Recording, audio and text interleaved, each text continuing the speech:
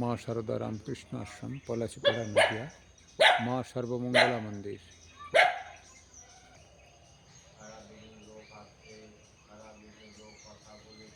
এটা কেতকী ফুল। আশ্রমে প্রচুর কেতকী ফুল হয়েছে, সাদা সাদা ফুল, কেতকী ফুল। এটা কেতকী ফুল, প্রচুর কেতকী ফুল হয়েছে।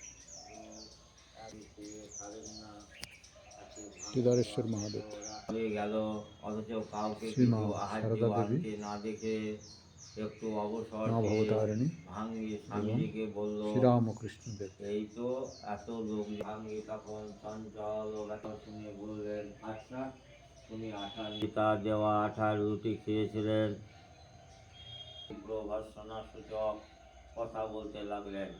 তো মহারাজ ওই ঘটনাটি বলার সময় বল, তব কথামৃতম তপ্ত জীবনম কবিভিরীড়িতম কলমশাপহম শ্রবণমঙ্গলম শ্রীমদাততম ভুবি গৃণন্তি যে ভুরিদা জনাঃ। কয়েকদিন পাঠ হয়নি, বিভিন্ন কাজে ব্যস্ত থাকার জন্যে। ওই বকুলতলায় রাস উপলক্ষে ভিডিও ছাড়া হয়েছিল, তারপর আর হয়নি। আশ্রমে কাজকর্ম খুব থাকে, তো তার ভিতরে সময় করে একটু আপনাদের পাঠ এমনি হলেও ভিডিও করা হচ্ছিল না। তা আজকে ভিডিওটা শব্দকরণী, আজকে ভিডিওটা করা হলো। তা আপনারা সকলে নিশ্চিত কুশলে আছেন। আজকে আমরা কথামৃত একটু পাঠ করছি, বিষয়টা এখন জানাচ্ছি আপনাদের। এর আগে 64 পর্ব গেছে, সেখানে শ্রীযুত বাবুরাম, রাখাল, লাটু, নিরঞ্জন এদের চরিত্র বিষয়ে আলোচনা হয়েছে। শ্রীরামকৃষ্ণদেব যা বলেছেন তা হেডিংটা এইভাবেই হয়েছে, নবম পরিচ্ছেদ 751 রামকৃষ্ণ কথামৃতের দ্বিতীয় খণ্ড, নরেন্দ্রপুর প্রকাশনী। তা আজকে আমরা তার পরের অংশটুকু নরেন্দ্র প্রভৃতির চরিত্র, অর্থাৎ নরেন্দ্রনাথের চরিত্র আলোচনা বাকি আছে, মানে সেই দিনকার কথা অনুসারে চরিত্র আলোচনা। তা সেই কথামৃতে যা আছে সেটি আমরা আলোচনা করব, পাঠ করব।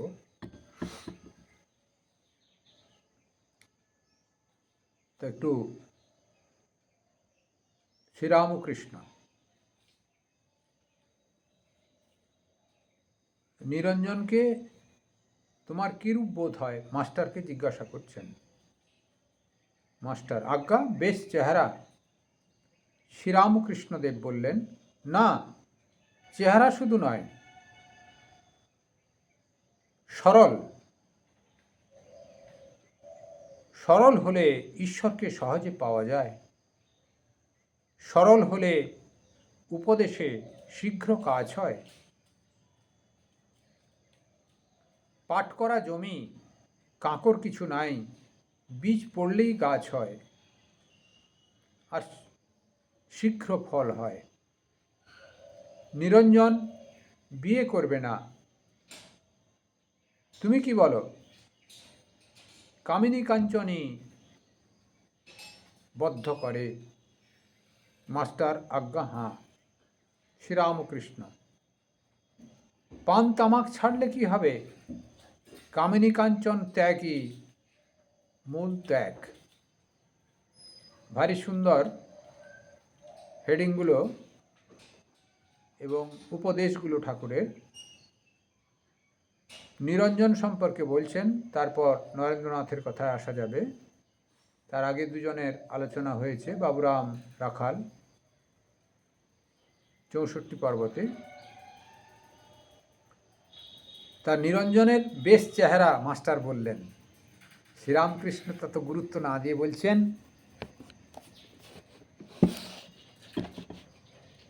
চেহারাতে কি আসে যায়, চেহারা শুধু নয়, মূল ভাব হচ্ছে সরল। সরল হলে ঈশ্বরকে সহজে পাওয়া যায়। দেখবেন যতই খারাপ সাধু হোক আমাদের সাধারণ গৃহীর দৃষ্টিতে, সেই সাধুটি ভালো নয়, সে অমুক সাধুটি ভালো, নানা রকম সমালোচনা হয়। গুরু ভাইদের ভিতরে হয়তো দ্বন্দ্ব ঘটিয়ে দিল, দিয়ে কোনো সাধুকে তার ক্যাপচারে নিয়ে অন্য সাধুর বিরোধিতা করে। নানা রকম গৃহস্থদের এগুলো থাকে, ঘরে যেরকম ঝগড়াঝাটি করে সম্পত্তি নিয়ে, সেরকম সাধুদের ভিতরেও ঝগড়া লাগিয়ে দেয়। তা কিসের জন্য ঝগড়া লাগায়? সেই সাধুদের যে সরলতা, সেইটার সুযোগ নিয়ে।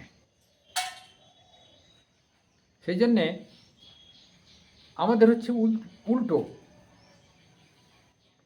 সাধুরা সরল হলে ঈশ্বরের প্রতি আকর্ষণ বোধ হয়, সেই জন্য সরল হলে অন্য সাধু তাকে পছন্দ করে। আর গৃহস্থ লোক কেউ সরল হলে তাকে ঠকানোর চেষ্টা করে। দুটো উল্টো পথ। সেই জন্যে শ্রীরামকৃষ্ণদেব বলছেন, না শুধু চেহারা নয়, সরল, অর্থাৎ সরল আর সত্যবাদী হলে ঈশ্বরের ভিতরে, ঈশ্বরের কাছে তো এগিয়ে যাচ্ছেই, ঈশ্বর তার ভিতরে আছেন।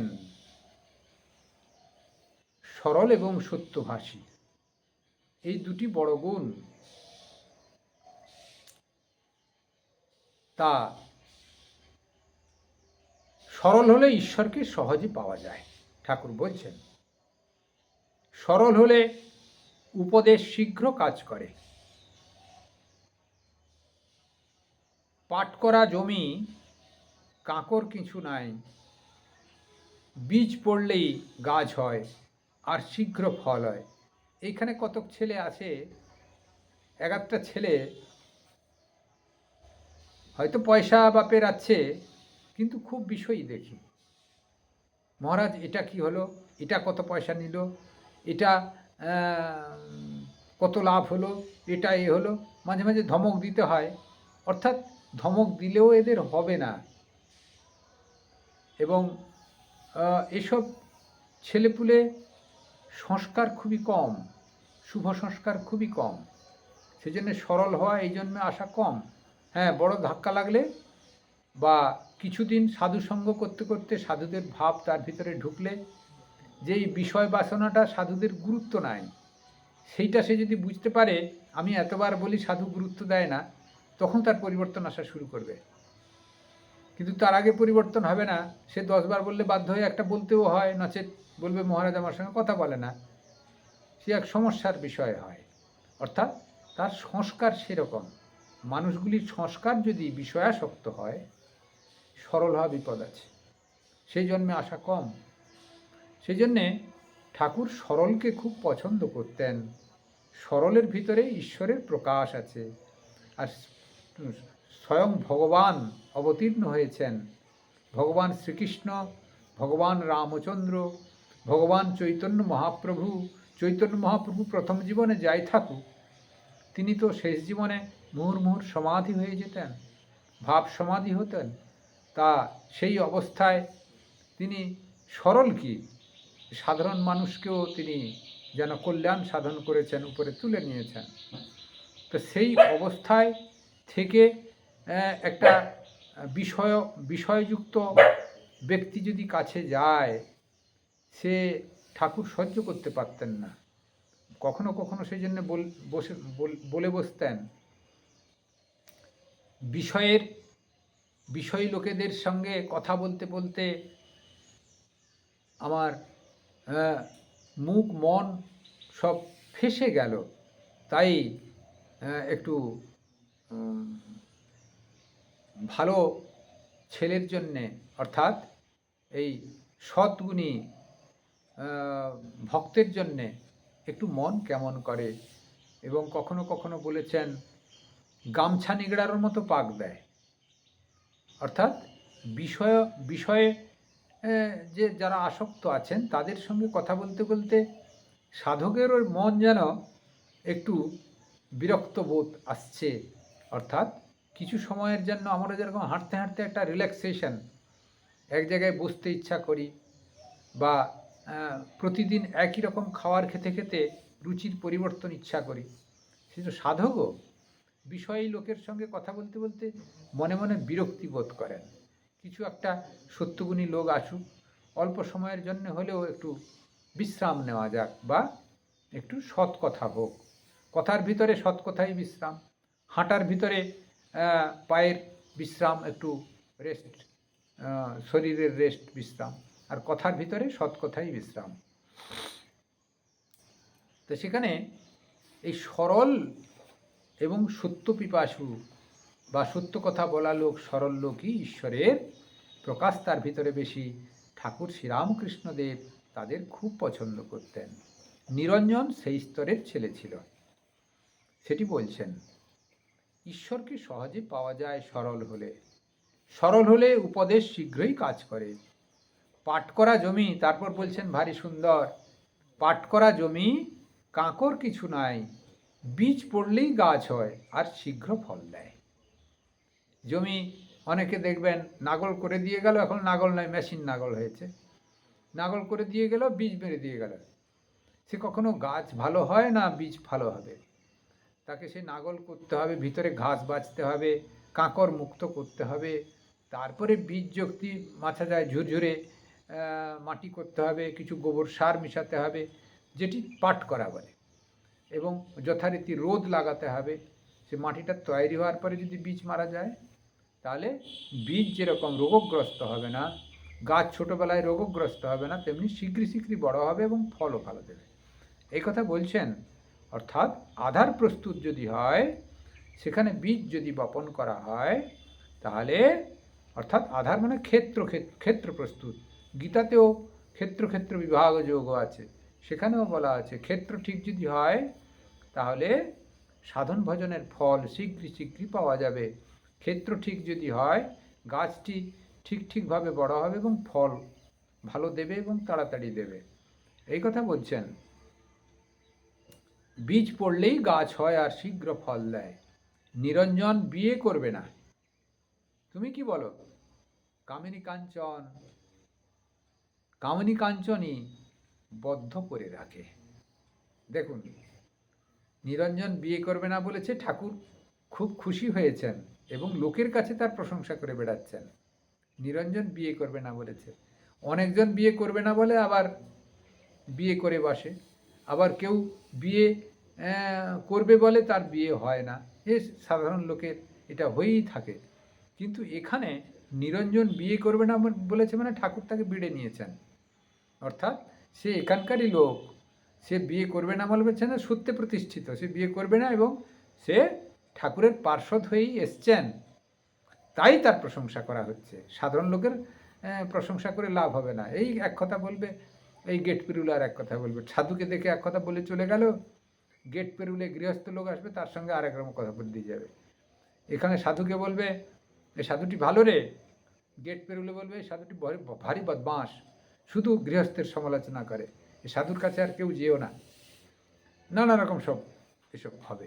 অর্থাৎ ঠাকুর বিড়ে নিয়েছিলেন, অর্থাৎ যাচাই করে নিয়েছিলেন যে নিরঞ্জন বিয়ে করবে না, সে এখানকার লোক, অর্থাৎ আমার যে আদর্শ কামিনী কাঞ্চন ত্যাগ, সেটা হচ্ছে মূল ত্যাগ, সেই আদর্শে প্রতিষ্ঠিত নিরঞ্জন।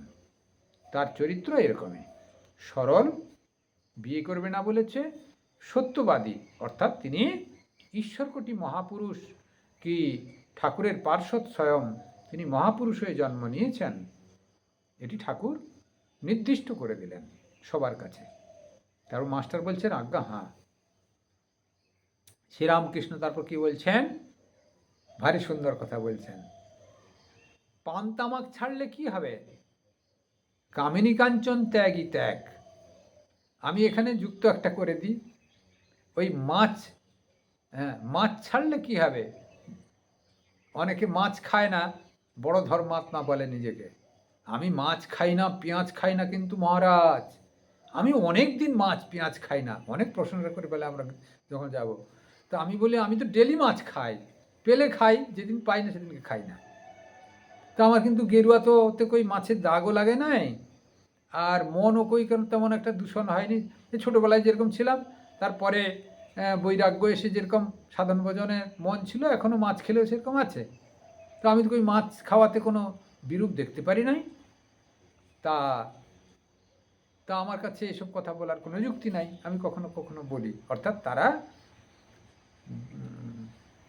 মাছ না খাওয়া বা মাংস না খাওয়া বা পেঁয়াজ না খাওয়াটা এইটি মূল ধর্ম বলে সমাজের ভিতরে কিছু ব্যক্তি ধরে রেখে দিয়েছে। শাস্ত্র কিন্তু তা বলে না।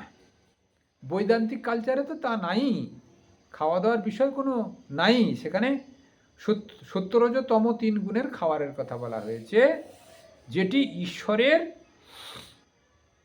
উপাসনায় বিঘ্ন ঘটাবে সেটি তমগুণী খাওয়ার, অর্থাৎ অসামাজিক কাজকর্ম করাবে।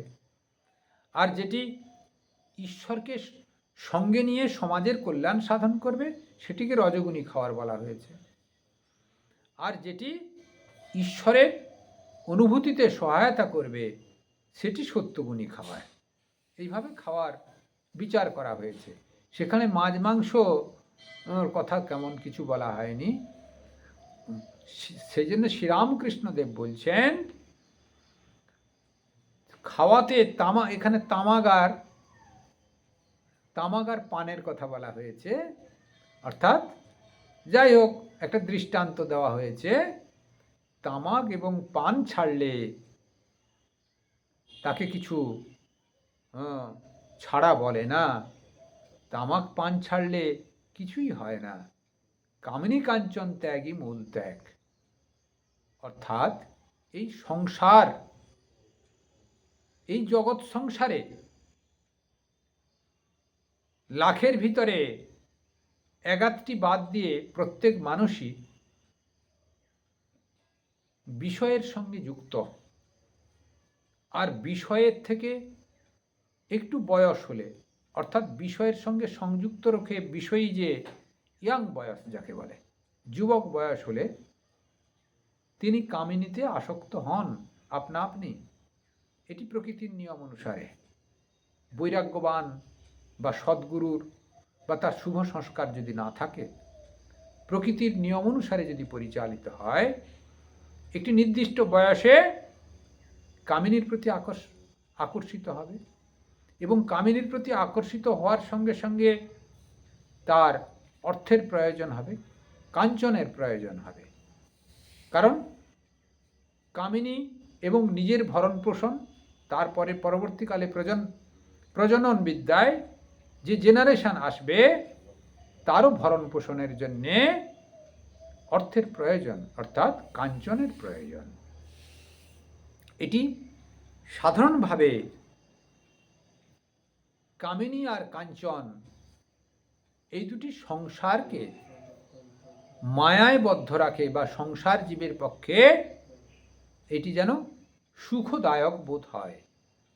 ঠিক বিপরীত সন্ন্যাসীর পক্ষে, বৈরাগ্যবান ব্যক্তির পক্ষে, উঁচু সাধকের পক্ষে বা আশ্রমজীবীর পক্ষে এটি বিপরীত। অর্থাৎ কামিনী কাঞ্চন প্রতিকূল পরিবেশ সৃষ্টি করে, আধ্যাত্মিক জগতে বাধা দেয়। কিন্তু কিছু ধর্মপিপাসু এখনকার যেসব ইংরেজ মনস্ক বা নিম্ন ধর্মীয় ভাবাপন্ন সম্প্রদায় ব্যক্তি গুরুগিরিও করে থাকেন এবং ওই মূল ভাব থেকে যারা অল্প স্বল্প বিচ্ছিন্ন ঘটিয়েছে নিজেদের, তারা প্রত্যেকেই কামিনী কাঞ্চনকে বিষয়টা ধরে না। অর্থাৎ কামিনী কাঞ্চন থাকুক, সেটা মূল ফ্যাক্টর নয়। ওই মাছ না খাওয়া আর তামাক না খাওয়া এইটি মূল ফ্যাক্টর ধরে বসে। সেইটি শ্রীরামকৃষ্ণদেব বলছেন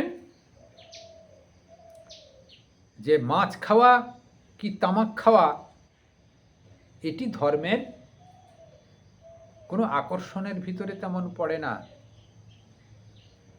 কামিনী কাঞ্চনটাই মূল আকর্ষণ। কামিনীকে নিয়েই কাঞ্চন, আর দুই কামিনী কাঞ্চনে যে আসক্ত হয় সেখান থেকে সে বেরিয়ে আসতে পারবে না। কারণ বিবাহিত জীবনে সে যদি কাটাতে শুরু করে, সে ইচ্ছে করে যদি 2-4 দিন বাইরে থাকে, তার পক্ষে এবং তার স্ত্রীর পক্ষে, তার সংসারের পক্ষে, উভয়ের পক্ষে যেন বিরক্তিকর ভাবনা দেখা দেয়। অর্থাৎ সেটাই মূল আকর্ষণ সমাজের পক্ষে, সমাজের দিক দিয়ে, সংসারের দিক দিয়ে। কিন্তু ধর্মজগতের ভিতরে এটাকে এরা এমনভাবে ধরে রেখেছে, তাহলে সংসার এবং ধর্মজগৎ দুই এক করে ফেলেছে কিছু সংখ্যক এই সম্প্রদায়, যারা দীক্ষাও দেন এবং সাধু বলেও নিজেদের কখনো কখনো বড়াই করেন, এবং বড় বড় গুরুদেব বলেও, সদ্গুরু বলেও বড়াই করেন। এগুলো সমাজের পতনের কারণ। তার আগেই শ্রীরামকৃষ্ণদেব সাবধান করে দিয়ে গেছেন, এইগুলো বেশি আরও আসছে, সেখান থেকে সাবধানে থাকো। সেই জন্যে শ্রীরামকৃষ্ণদেব এই 150-200 বছর আগে, ধরুন 190 বছর আগে একটু সাবধান করে দিয়ে গেছেন। আমরা যদি তাকে ফলো করতে পারি অহোভাগ্য, ফলো না করতে পারলে এই ধর্মজগতের ভিতর অধর্ম ঢুকে ওই বীতশ্রদ্ধ করে দিবে, অশাস্ত্রীয় সব ভাবনা সংযুক্ত করবে এবং সনাতন ধর্মের ভিতরে বৈরিতা প্রদর্শন করবে। অর্থাৎ অমূলক আচরণ হবে, ধর্মবিরোধী আচরণ সব এমন হবে, ধর্মটাকে যেন বিপথে পরিচালনা করবে। এই কথাই তিনি সাবধান করে দিয়ে গেছিলেন। ভাবে দেখলাম, যদিও চাকরি করছে, ওকে কোনো দোষ স্পর্শ করে নাই, মার জন্য কর্ম করে, ওতে দোষ নাই। অর্থাৎ নিরঞ্জন সেই সময় চাকরি করছিলেন। আমাদের শ্রীরামকৃষ্ণদেবের যারা পার্ষদ, তারা 3-4 জন চাকরি করেছিলেন, 4-5 জন, যেমন নিরঞ্জন, বিজ্ঞান মহারাজ, তিনি ইঞ্জিনিয়ার ছিলেন, সিভিল ইঞ্জিনিয়ার, তিনিও কিছুকাল চাকরি করেছেন। মহাপুরুষ মহারাজ চাকরি করেছেন। আরও কেউ কেউ চাকরি করেছেন। ঠাকুর কাউকে কাউকে বলেছেন, তুই অফিসে চাকরি করে তোর মুখখানা কালি হয়ে গেছে। চাকরিটা ঠাকুর পছন্দ করতেন না। অপরের সাধু হয়ে অপরের চাকরগিরি কেন করতে যাবে? তিনি প্রভুর চাকর হবেন, ব্যক্তিগত চাকর হতে যাবেন কেন? পছন্দ করতেন না। আর তাতে কাঞ্চনের প্রতি আকর্ষণও যদি হয়ে বসে, তার জীবনটা বরবাদ হয়ে যাবে। সেই জন্য তিনি চাকরি পছন্দ করতেন না। আর এখন তো চাকরির পিছনে সব লালায়িত, পাচ্ছেই না, তার জন্য আন্দোলন করছে। তা কেরানি জেলে গেল, বদ্ধ হলো, বেড়ি পড়লে, আবার মুক্ত হলো। মুক্ত হওয়ার পর কি সে ধেই ধেই করে নাচবে? সে আবার কেরানিগিরি করে। তোমার উপায়ের ইচ্ছা নাই, ওদের খাওয়ানো পরানো, তারা তা না হলে কোথায় যাবে? ভারী সুন্দর কথাগুলো বলছেন। তোমার কর্ম যা করো, অর্থাৎ কর্মে দোষ নাই। মায়ের জন্য কর্ম করছে, তাতে দোষ নাই। তারপর বলছেন আরো কি, কর্ম যা করতে হবে, কিন্তু মনকে মুক্ত রাখতে হবে। কেরানি জেলে গেছিল, বদ্ধ হলো, বেড়ি পড়লে, আবার মুক্ত হলো।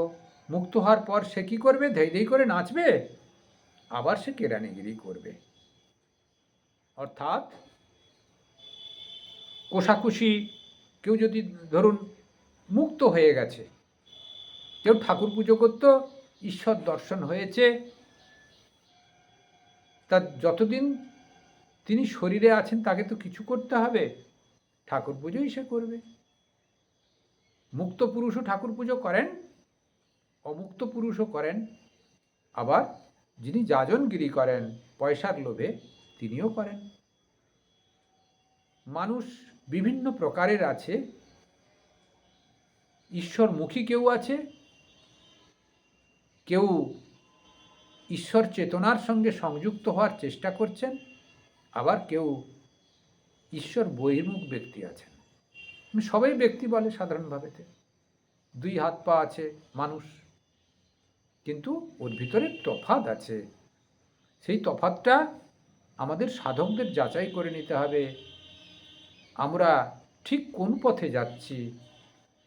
আমরা যাজনগিরি করছি, না পুজোর জন্য পুজো করছি, না মুক্ত হওয়ার জন্যে পুজো করছি, না মুক্ত হয়ে এই সমাজে একরকম কাটাতে হবে কাটাচ্ছি। এইসব ভাবনাগুলো যদি আমাদের ভিতরে একটা ধারণা ঠিক হয়ে যায়, তাহলে এখনই মুক্ত। আইডিওলজির কেবল তফাৎ। ঈশ্বর পরায়ণ হয়ে যদি আমরা করি, এখনই মুক্ত। আর যিনি মুক্ত হয়ে নাড়াঝাড়া করছেন, কোষাকুষি নাড়াঝাড়া করছেন, কাজকর্ম করছেন, কাউকে খাওয়াচ্ছেন, সেবা করছেন, সে তো হয়েই আছে। আর কেউ যদি ওই পয়সার লোভে করেন, বা ঠাকুর পুজো করছি, ওদের ঘরে একটু কিছু টাকা হবে, আমার বউটা পালন হবে, কি এটা হবে, সেটা তেমন কিছু ফল হয় না। যার যাজনগিরি করে, যাদের ঘরে পুজো হয়, তাদের কিছু ফল হয়। তাও যাবত তো মন্ত্র ভুল করে, মন্ত্র উচ্চারণই তেমন করে না। গণেশ পুজো করতে গিয়েছে, কার্তিকের মন্ত্র বলে চলে এলো। হ্যাঁ, এমনও শোনা গেছে হোমযজ্ঞে মাড়োয়ারিদের ঘরে এক মহারাজ গল্প করছিলেন, মাড়োয়ারিদের ঘরে হোমযজ্ঞ করছে, মাড়োয়ারিরা হোমযজ্ঞ পছন্দ করে, মন্ত্র কিছু বোঝে না। সে ওং গঙ্গে চ যমুনে চ গোদাবরী সরস্বতী স্বাহা বলে মন্ত্র দিয়ে, মানে হোমেতে আহুতি দিয়ে দিচ্ছে। অর্থাৎ গঙ্গা জলকে শোধন করার মন্ত্রই আহুতি দিয়ে দিচ্ছে। সেখানে কোনো দেবদেবীর শান্তি বা গৃহ শান্তির কোনো মন্ত্র নাই, তাতেই খুশি। এই একটা জাঁকজমক হচ্ছে, হোমযজ্ঞ হচ্ছে, তাতেই খুশি। তো এইরকমভাবেও চলে, কিন্তু এগুলো সবই ভ্রমে ভ্রমিত হওয়া, ভ্রম পথে চলা, ভুলে ভর্তি হওয়া, এতে ফল তেমন একটা হয় না। সেই জন্যে শুদ্ধ আচরণ, কামিনী কাঞ্চন ত্যাগের ভাবনা এবং বিবেক বৈরাগ্য, সদসৎ বিচার করে ওই বৈরাগ্যযুক্ত হয়ে এটা বিবেকের প্রতি আকর্ষণ, বিবেক জাগ্রত করে ঈশ্বরের প্রতি আকর্ষণ করা, সেগুলো যে ভাব যদি জাগ্রত হয়, তখন তার ফল দেবে ভালো। নচেত ওই লোক দেখানো, লোকের ঘরে পুজো করে আমাকেও করতে হবে, লোকের ঘরে টিভি কিনেছে যেরকম আমাকেও টিভি কিনতে হবে, ওদের ঘরে পুজো করেছে আমাকেও করতে হবে, ওদের ঘরে জমি বাড়িয়েছে আমাকেও জমি বাড়াতে হবে, এতে কোনোটাই ফল নাই। কারণ কম্পিটিশানে ভগবান নাই, সরল এবং সত্যবাদিতার ভিতরে ভগবান বসে থাকেন ঘাপটি মেরে। তো সেই জন্যে আমাদের ভিতরে সরল সত্যবাদিতা এবং কামিনী কাঞ্চন ত্যাগ, ওই তামাক খাবো কি মাছ খাবো, মাছ ছাড়বো কি তামাক ছাড়বো, এইগুলি নয়। কামিনী আর কাঞ্চন, স্ত্রী সংযোগ এবং বিষয়ে, স্ত্রী এখানে স্ত্রী মানে বিষয় সংযোগ, এবং তার প্রতি যে বিনিময়, কাঞ্চন, এই দুটিকে পরিত্যাগের মনোভাব যদি থাকে, তাহলে আমাদের ভিতরে ঈশ্বরের প্রেরণা তাড়াতাড়ি প্রকাশিত হবে বা এগিয়ে যেতে পারব, এটি বলছেন। তারপর কি বললেন, মণি কি বলছে, কেউ নেয় তো ছাড়া যায়, শ্রীরামকৃষ্ণ, তা বই কি, এখন এও করো ও করো মনি, সব ত্যাগ করতে পারা ভাগ্য, শ্রীরামকৃষ্ণ, তা বই কি। তবে যেমন সংস্কার, এর আগেই আমি সংস্কারের কথা আলোচনা করেছি, তোমার একটু কর্ম বাকি আছে, সেইটুকু হয়ে গেলেই শান্তি, তখন তোমায় ছেড়ে দেবে। হাসপাতালে নাম লেখালে সহজে ছাড়ে না, সম্পূর্ণ সারলে তবে ছাড়ে। ভক্ত এখানে যারা আসে, দুই থাক, এক থাক বলেছে আমার উদ্ধার করো হে ঈশ্বর, আর এক থাক তারা অন্তরঙ্গ, তারা ও কথা বলে না।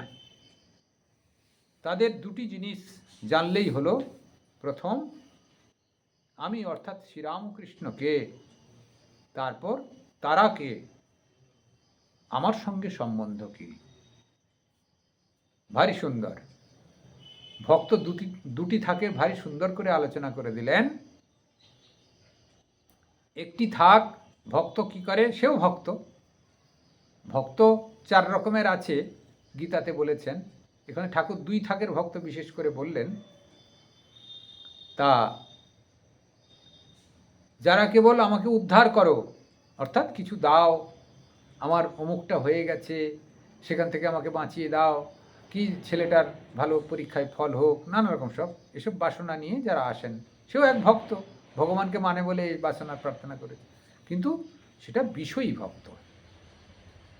আর যারা বিষয় ত্যাগী ভক্ত, কেবল ঈশ্বরকে পাওয়ার চেষ্টা করেন, তারা কি বলবেন, কি প্রার্থনা করবেন, আমি কে, অর্থাৎ তার নিজের স্বরূপটা কি সেটি জানার চেষ্টা করবেন, তার সঙ্গে ভগবানের সম্বন্ধ কি আছে, অর্থাৎ বিবেক বৈরাগ্য যুক্ত ভাবনা নিয়েই তিনি গুরুর কাছে আসবেন, সেটি এক ধরনের ভক্ত।